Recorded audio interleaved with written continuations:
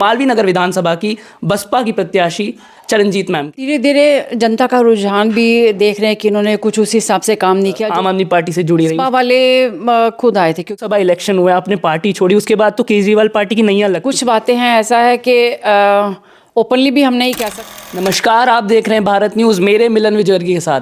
देश की राजधानी 70 विधानसभा सीटों पर चुनाव है, अलग अलग पार्टियों के अपने अपने दाव हैं। कौन बनेगा मुख्यमंत्री, ये सबसे बड़ा सवाल है।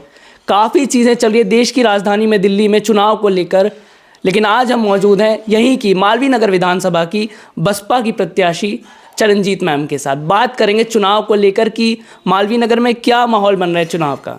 नमस्कार मैम। नमस्कार। तो मैम बताना चाहूँगा दर्शकों को भी कि आप आम आदमी पार्टी की कार्यकर्ता रही हैं, लोकसभा तक उनके साथ थी। कैसा लग रहा है आम आदमी पार्टी चुनाव लड़ रही है, सोमनाथ भारती जिनके साथ आपने अपना कीमती समय दिया है, 12 साल विधायक रहे, आप उनके साथ जुड़ी रही और अब एकदम से पार्टी स्विच करनी पड़ी, कैसा रहा सफ़र? अब धीरे धीरे जनता का रुझान भी देख रहे हैं कि इन्होंने कुछ उस हिसाब से काम नहीं किया जो जनता चाहती थी, जैसे ये कह के वादे करके आए थे।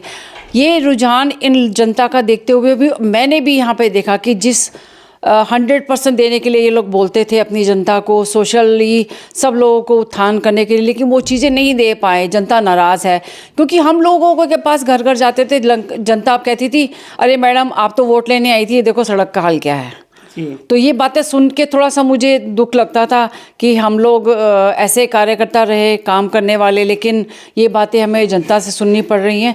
तो फिर मैंने इस पार्टी स्विच करने के लिए सोचा। मतलब कि आप आम आदमी पार्टी से जुड़ी रही, उसी दौरान आपको लगा कि पार्टी जो है ऐसे काम कर रही है जो जनता जिस आइडियोलॉजी के लिए किया जा रहा था काम वो हो नहीं पा रहा है जो जनता चाह रही थी। फिर आपको विचार है कि मुझे लगता है कि अब आपकी भी एज इतनी है, इतना एक्सपीरियंस रहा है कि अब पार्टी स्विच कर देनी चाहिए, तो फिर बसपा में जाने का ही क्यों विचार बना? बसपा वाले खुद आए थे क्योंकि उन्होंने सारा सर्वे करने के बाद ढूंढना था कि कोई कैंडिडेट ऐसा हो जो कि काम कर सके, क्योंकि अब उनको भी उठने के लिए कोई ना कोई ऐसा एक प्लेटफॉर्म मुझे भी चाहिए था, उनको भी कोई कैंडिडेट चाहिए था काम करने वाले, ताकि पार्टी का उत्थान हो सके। तो दोनों की ज़रूरत थी। लोकसभा इलेक्शन हुआ, आपने पार्टी छोड़ी, उसके बाद तो केजरीवाल पार्टी की नैया लग चुकी है, एक के बाद एक नेता चला गया जेल में, इस पर क्या कहना चाहेंगी?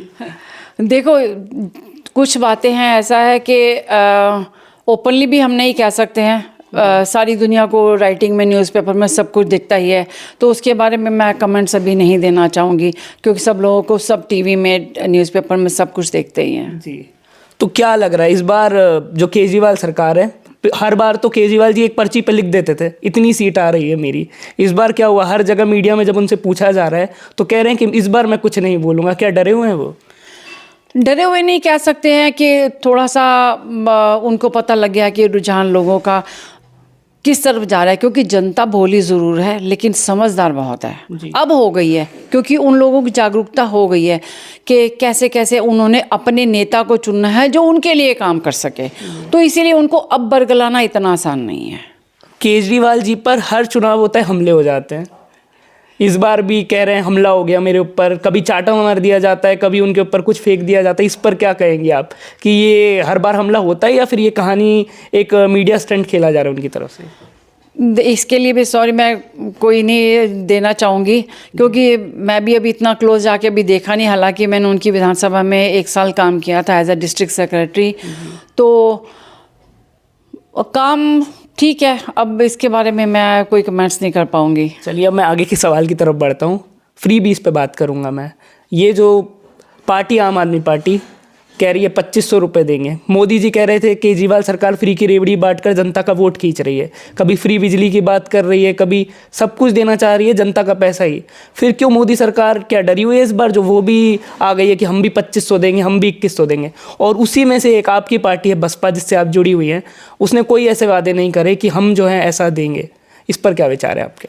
देखिए, फ्री की रेवड़ियां बांटने वाली बात तो सत्य है। जब उनको बीजेपी को लगा कि ये फ्री की रेवड़ियां आम आदमी पार्टी दे रही है तो उसका दिल्ली में वर्चस्व स्थापित हो चुका है।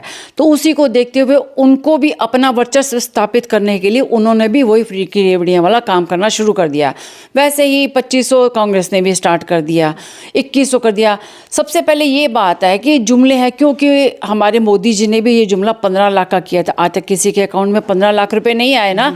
उसी जुमले के बेस पर ही उन्होंने वो चुनाव जीते थे। तो ये सारी जुमलों की राजनीति है। ये सब जुमले फेंक के लोगों को बरगलाना चाहते हैं, लेकिन आजकल जो जनता है वो समझदार हो गई है।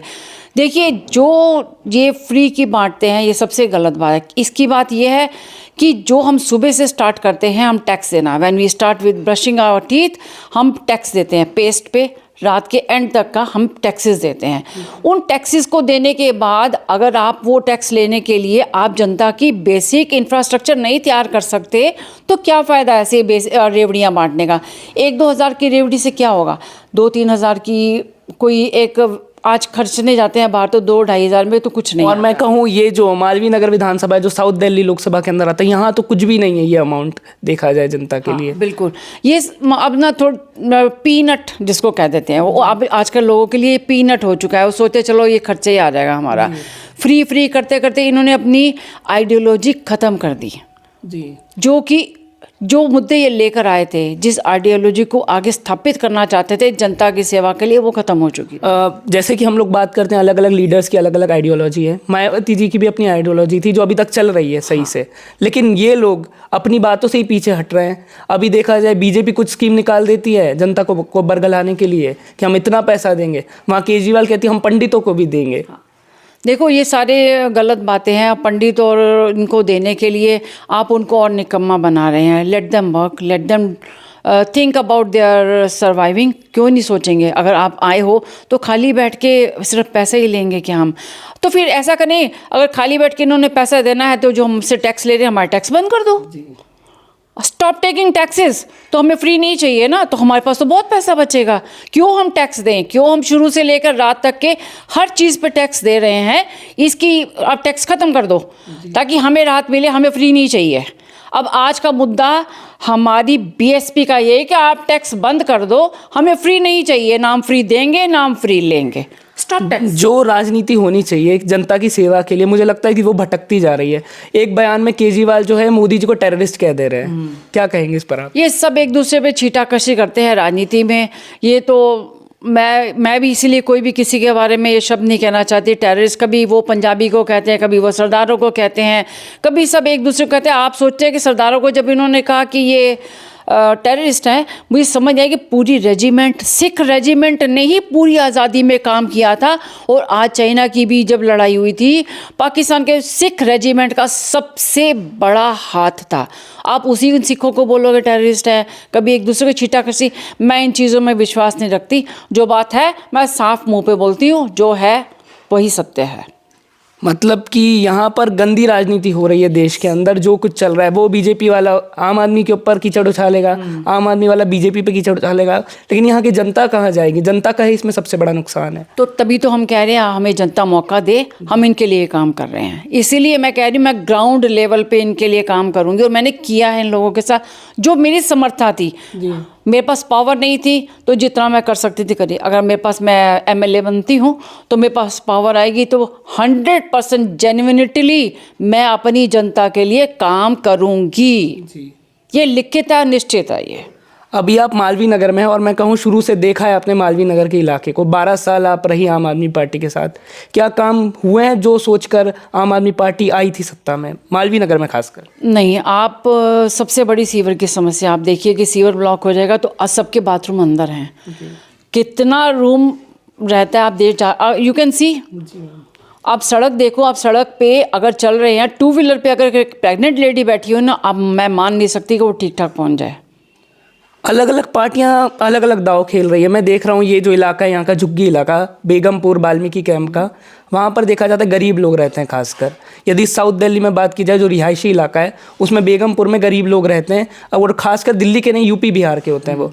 अभी मैं देख रहा हूँ कि बीजेपी जो है अपने यूपी बिहार के लीडर्स को भेज रही है जनता से कनेक्ट करने के लिए। आज ही रवि किशन जी आए यहाँ पर, तो इस पर क्या कहना चाहेंगे? ये राजनीति के चक्कर में इंसान कहाँ जाएगा, जनता कहाँ जाएगी? उनको तो ये पूरी तरीके से घेर ले रहे हैं। तभी मैं कह रही हूँ जनता को जागरूक करने के लिए भी हम लोगों को घर घर जाना पड़ेगा कि जागरूकता उनमें लाए। कुछ लोगों में आई है, कुछ वो फ्री की रेवड़ियों से खुश हो जाते हैं, कुछ सोचते हैं। आपको मालूम है कि एक रात पहले क्या क्या बटता है, उसके कोई नाम नहीं लेना चाहती। एक रात ये सब बटता है और सुबह बटन उसी पे दबा दिया जाता है। तो हम इसमें नहीं हैं। अगर जनता को लगता है कि हम काम कर सकते हैं उनके लिए, तो मैं चाहती हूँ कि वो मुझे वोट दें ताकि मैं उनकी सेवा कर सकूँ। इस बार आपको क्या लग रहा है? जनता समझदार हो चुकी है दिल्ली की, 12 साल से देखती आ रही है जो काम नहीं हुए।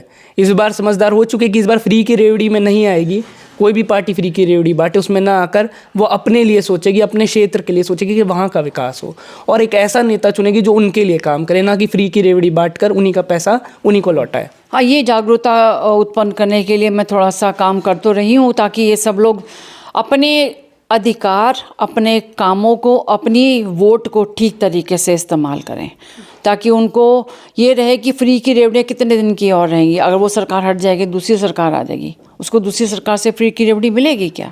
नहीं मिलेगी ना। तो हर एक की अपनी अपनी स्ट्रेटजी होती है हर सरकार की।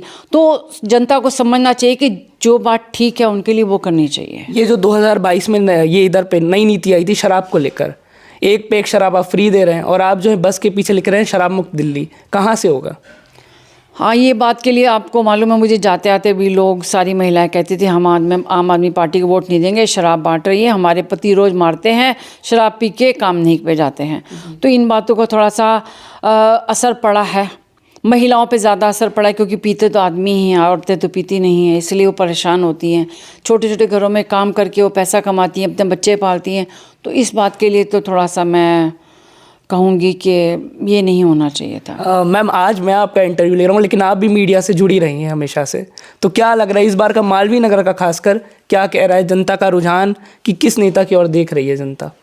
देखो, 10-12 साल, इस 32 साल के विधानसभा के इसमें कार्यकाल में काफ़ी साल उन्होंने, कांग्रेस ने दिए, फिर बीजेपी ने दिए, फिर आम आदमी ने दिए, लेकिन जनता वहीं की वहीं है। अब जनता एक नई राह वाला बंदा, कोई नई पार्टी, नया कैंडिडेट चुन रही है ताकि वो उनके काम कर सके। तो उसी को देखते हुए, देखो, कुछ नहीं कह सकते, राजनीति है, ये ऊँट किस ओर बैठता है ये हम नहीं कह सकते हैं। मतलब अभी मैं कह सकता हूँ आज 27 तारीख है, मुश्किल से एक हफ्ता बचा हुआ है चुनाव में, और 5 तारीख को दिख जाएगा कि जनता किस नेता की ओर देख रही है, किस पर उनको सबसे ज़्यादा भरोसा है। अब ये जनता का तो जब वोट डालने जाते हैं वो तभी पता लगता है। इसमें कंफर्मेशन तो हम नहीं दे सकते किसी चीज़ की भी, क्योंकि लास्ट एंड तक एक वोट के पीछे भी लोग जीत जाते हैं। सरकार गिरी भी है, सरकार गिरी भी है एक एक वोट के पीछे। तो इस बारे में नहीं कह सकते हम, राजनीति है, ये किस ओर कहाँ जाए ये जनता ही घुमा सकती है सबको। तो धन्यवाद। आप देख रहे थे भारत न्यूज़ मेरे मिलन विजयवर्गीय के साथ। धन्यवाद।